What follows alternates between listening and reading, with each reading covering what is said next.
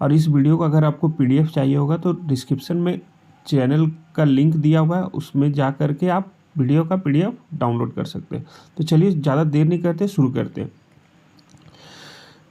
Biology, पहले biology का कुछ बेसिक समझ आते हैं, जैसे बायोलॉजी या जीव विज्ञान। हमको पता होना चाहिए बायोलॉजी जो है ना दो शब्द से बना है, बायोस और लोगोस। बायोस और लोगोस, जिसका इंग्लिश में मीनिंग होता है लिविंग और स्टडी। बायोस मतलब लिविंग और लोगोस मतलब स्टडी, मतलब सजीव। लिविंग मतलब सजीव और अध्ययन। तो सिंपल सा बायोलॉजी में हम लोग क्या देखते हैं, तो स्टडी ऑफ लिविंग मतलब सजीवों का अध्ययन। बायोलॉजी में हम लोग क्या देखते हैं, सजीवों का अध्ययन। और हमको ये पता होना चाहिए कि जो सजीव है, वो जो सजीव है उनके 5 प्रॉपर्टीज़ होते हैं या 5 लक्षण होते हैं। सजीव के कितने लक्षण प्रॉपर्टीज़ होते हैं, गुण होते हैं 5। मतलब कोई सजीव है, इसको पहचानने के लिए हमको 5 चीज़ को जरूर ध्यान देना होगा। वो क्या है, पहला श्वसन। श्वसन या सांस लेना या रेस्पिरेशन। हम लोग जानते हैं कि हम लोग ऑक्सीजन लेते हैं और कार्बन डाइऑक्साइड छोड़ते हैं श्वसन में। फिर दूसरा क्या है, पोषण। पोषण या न्यूट्रिशन। तो यहाँ पर याद रखना है पोषण या न्यूट्रिशन क्या होता है। देखिए हमारे शरीर को ग्रोथ एंड डेवलपमेंट के लिए, ग्रोथ एंड डेवलपमेंट के लिए ऊर्जा चाहिए। अब ग्रोथ एंड डेवलप, हमारे शरीर को ऊर्जा क्या बोलते हैं, ऊर्जा चाहिए और ग्रोथ एंड डेवलपमेंट चाहिए, होना चाहिए। तो ये किसके थ्रू से होता है, तो हम लोग क्या खाते हैं, कार्बोहाइड्रेट खाते हैं, है ना। पोषक तत्व लेते हैं। पोषक तत्व क्या क्या है, कार्बोहाइड्रेट हो गया, प्रोटीन हो गया, ये सब भी पोषक, विटामिन हो गया, ये सब पोषक तत्व होते हैं। तो क्या डायरेक्ट हम लोग कार्बोहाइड्रेट, प्रोटीन या विटामिन खाते हैं, नहीं। हम लोग डायरेक्ट कार्बोहाइड्रेट, प्रोटीन या विटामिन नहीं खाते हैं। हम मार्केट से जाते हैं, चावल लाते हैं दाल लाते हैं और उसको बना करके जो भी अपना भोजन के रूप में लेते हैं। तो याद रखना है खाद्य पदार्थों के रूप में जो पोषक तत्व हम लोग कहते हैं उसी को हम लोग क्या कहते हैं, पोषण कहते हैं। जबकि तीसरा जो लक्षण होता है ना सजीवों का, वो क्या है, चलना फिरना, यानी कि मूवमेंट कर सकता है। वो सजीव क्या कर सकता है, मूवमेंट कर सकता है। चौथा जो लक्षण है कि उसमें वृद्धि एवं विकास या ग्रोथ एंड डेवलपमेंट। और पांचवा याद रखना है कि रिप्रोडक्शन या प्रजनन, मतलब अपने जैसे जीव उत्पन्न करने की जो क्षमता होता है ना, उसी को हम लोग प्रजनन कहते हैं।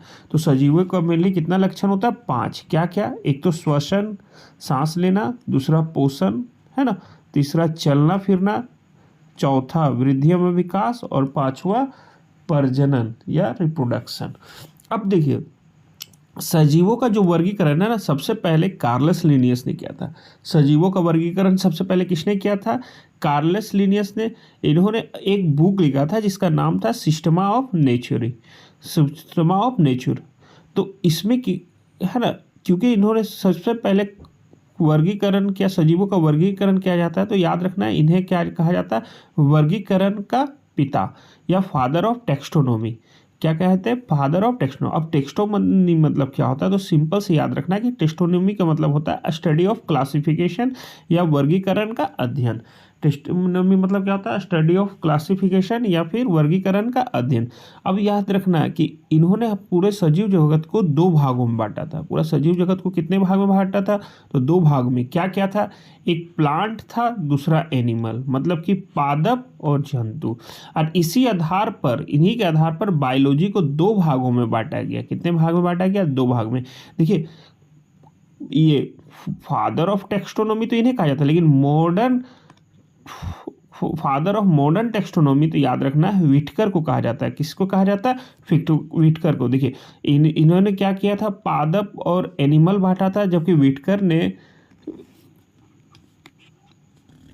ने बांटा था मोनेरा। 5 जगत में बांटा था। क्या क्या था, मोनेरा, प्रोटिस्टा, पादप, कवक और जंतु। टोटल कितना भाग में बांटा था, तो 5 भाग में। क्या क्या था, मोनेरा, प्रोटिस्टा, पादप, कवक और जंतु। तो ये किसने बांटा था, व्हिटकर ने बांटा था। इसलिए व्हिटकर को क्या कहते हैं, father of modern taxonomy.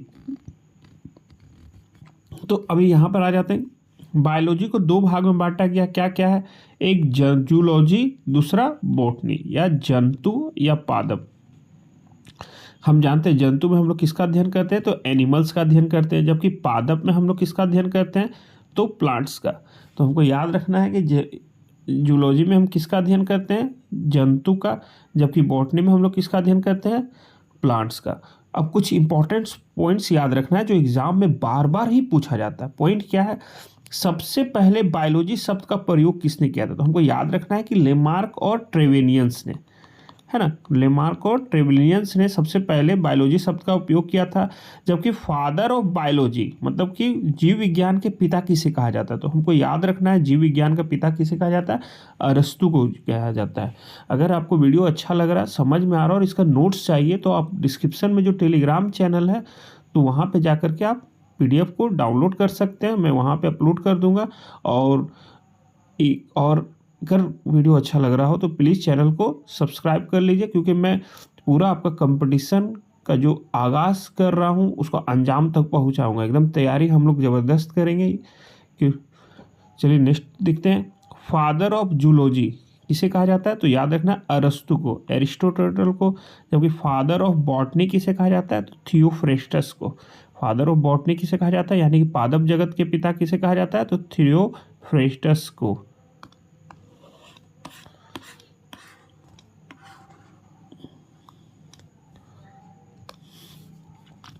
Father of microbiology किसे कहा जाता है, एंटोनी वॉन लीवनहॉक को।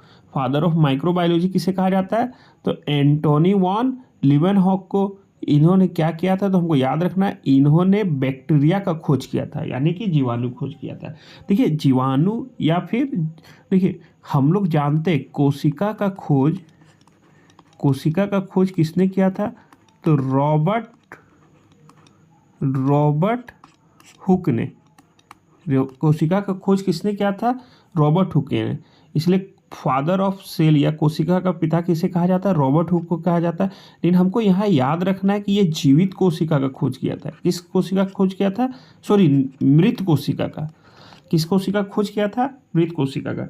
अगर एग्जाम में पूछ दे आपसे कि जीवित कोशिका का खोज किसने किया था, तो हमको यहाँ पे याद रखना है कि जीवित कोशिका का खोज एंटोनी वॉन लीवनहॉक ने ही किया था। जीवित कोशिका का खोज किसने किया था, एंटोनी वॉन लीवनहॉक ने किया था। और ये किस में किया था, तो हमको याद रखना बैक्टीरिया में किया था। एंटोनी वॉन लीवनहॉक ने जीवाणु की खोज किस में किया था, तो बैक्टीरिया ने। और जीवित कोशिका भी खोज किसने किया था, तो एंटोनी वॉन लीवनहॉक ने किया था।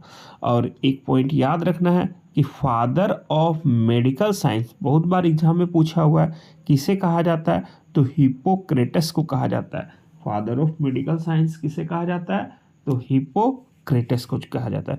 ये तो कुछ इंपॉर्टेंट पॉइंट्स था जो हम लोग देख लिए हैं। अब हम लोग सिलेबस देखते हैं कि हम लोग किस तरह से पूरा चैप्टर को कंप्लीट करेंगे। तो याद रखना है कि सबसे पहला जो चैप्टर हम लोग पढ़ेंगे, क्या पढ़ेंगे, पोषण। अभी हम लोग बताए थे, डिस्कस किए थे कि पोषण का मतलब सिंपल क्या होता है कि जो शरीर को हमें जो न्यूट्रिशन चाहिए, चाहे कार्बोहाइड्रेट, प्रोटीन और वसा, वो डायरेक्ट हम लोग नहीं लेते हैं। हम क्या करते हैं, चावल खाते हैं, दाल खाते हैं, तो ये गाजर खाते हैं, तो इस सब के थ्रू से हमें क्या मिलता है, पोषक तत्व मिलता है। तो खाद्य पदार्थ के रूप में जो पोषक तत्व ग्रहण करते हैं उसी को हम लोग क्या कहते हैं, न्यूट्रिशन कहते हैं।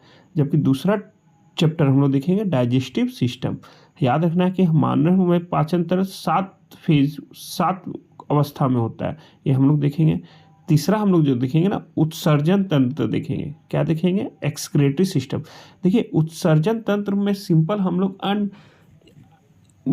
अनडाइजेस्ट फूड को देखते हैं। किसको देखते हैं, अनडाइजेस्ट फूड या वेस्टेज फूड जिसका हमारा शरीर में उपयोग नहीं होता। तो देखिए यहाँ पर एक याद रखना है कि हम लोग डाइजेस्टिव सिस्टम में अनडाइजेस्ट फूड को, है ना, वो इसी में देख लेंगे, डाइजेशन सिस्टम चले।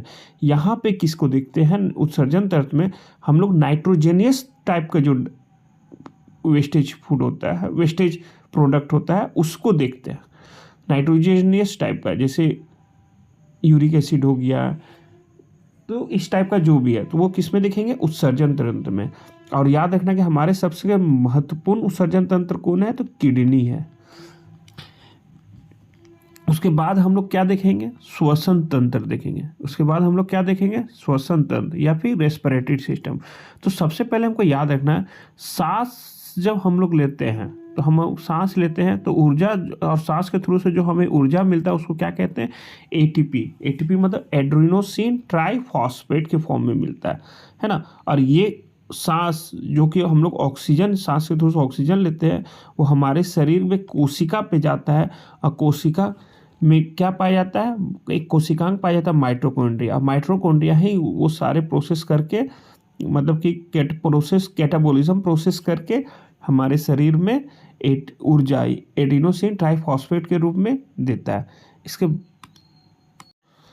अब देखिए, इसको समझना है, अगर हम अपने नाक के थ्रू से, इसको नॉस्ट्रिल्स कहते हैं, है ना।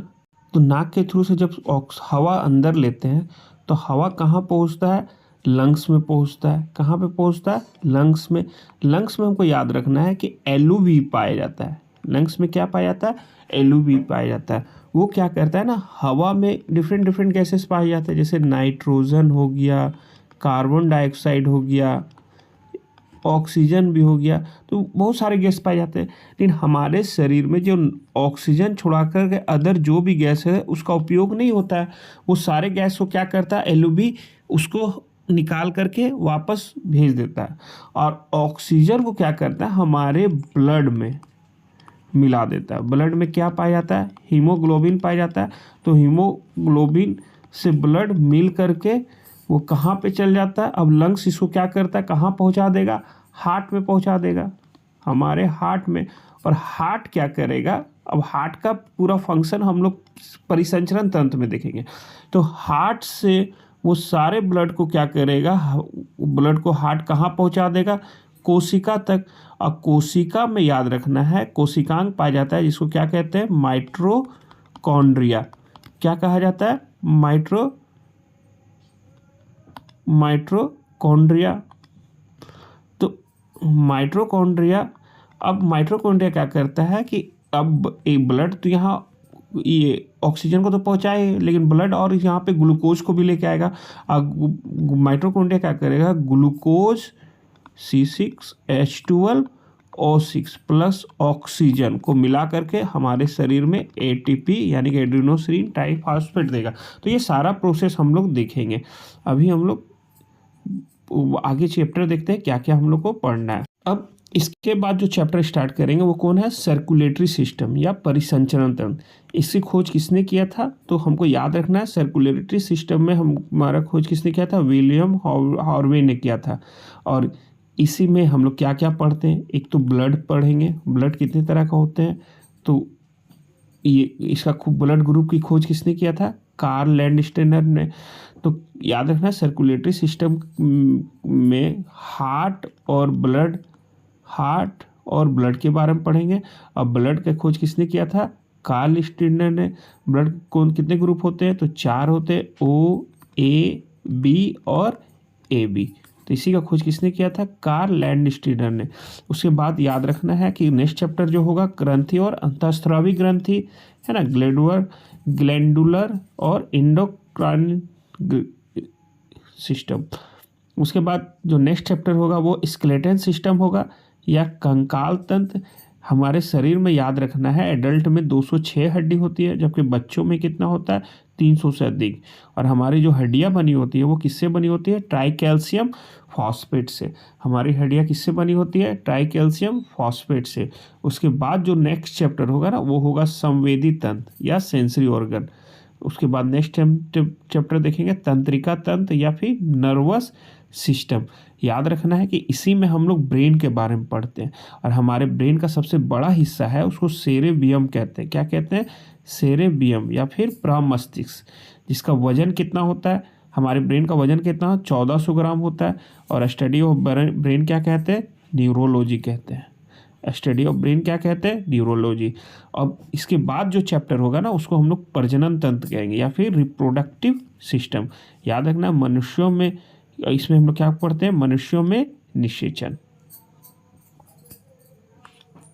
इसके बाद जो चैप्टर होगा हम लोग एकदम इसी चैप्टर इसी तरह से स्टार्ट कर रहे हैं। अगर वीडियो अच्छा लग रहा तो प्लीज़ चैनल को सब्सक्राइब कर लीजिए और बेल आइकन को दबा दीजिए, ताकि जैसे भी वीडियो हम डालें तैसे आप लोग को इन्फॉर्मेशन मिल जाए। फिर नेक्स्ट चलिए, इसके बाद जो देखेंगे वो क्या देखेंगे, मानव रोग, ह्यूमन डिजीज। फिर जो नेक्स्ट टॉपिक स्टार्ट हो जाएगा वो बॉटनी है ना। पहला क्या है, कोशिका।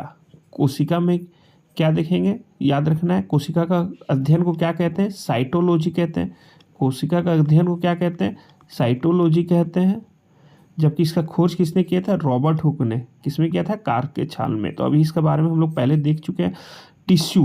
टिश्यू या उत्तक, नेक्स्ट चैप्टर। फिर सजीवों का वर्गीकरण, क्लासिफिकेशन ऑफ लिविंग, जिसमें मोनेरा, प्रोटिस्टा, पादप, कवक, जंतु और भी सारा टॉपिक देखेंगे। अब देखिए पादप एवं इसकी संरचना, प्लांट्स एंड इट्स स्ट्रक्चर। फिर नेक्स्ट टॉपिक होगा प्लांट डिजीज। तो ये सारा हमारा सिलेबस है, इसी के आधार पर हम लोग तैयारी करेंगे। फिर चलिए इस कुछ इंपॉर्टेंट और पॉइंट देख लेते हैं। क्या है, जंतुओं का सबसे बड़ा समूह को क्या कहते हैं, आर्थ्रोपोडा कहते हैं। जंतुओं का सबसे बड़ा समूह को क्या कहते हैं, आर्थ्रोपोडा कहते हैं। और याद रखना, तना कौन कौन से कहा जाता है, तो आलू, प्याज, अदरक, लहसुन, हल्दी, ये सब क्या है, तना संबंधित पौधे हैं। जबकि जड़ किसे कहा जाता है, गाजर, मूली, सलगम, चुकंदर, ये सभी क्या है, जड़ है। दाल में क्या पाया जाता है, दाल में क्या पाया जाता है, तो याद रखना है प्रोटीन। रोटी में कार्बोहाइड्रेट। दूध में क्या होता है, वसा, प्रोटीन, है ना। प्रोटीन में क्या होता है, केसिन। अब चलिए पोषण जो मेरा पहला चैप्टर है, तो पहले ये पोषण को हमको याद रखना है, 4 भाग में बांट के पढ़ेंगे। क्या क्या, एक पहले अर्थ देखेंगे, फिर ज़रूरत, फिर टाइप और फिर मेथड। लेकिन आज यहीं पे वीडियो को स्टॉप करते हैं। बाकी जो पोषण चैप्टर है नेक्स्ट वीडियो में देखेंगे।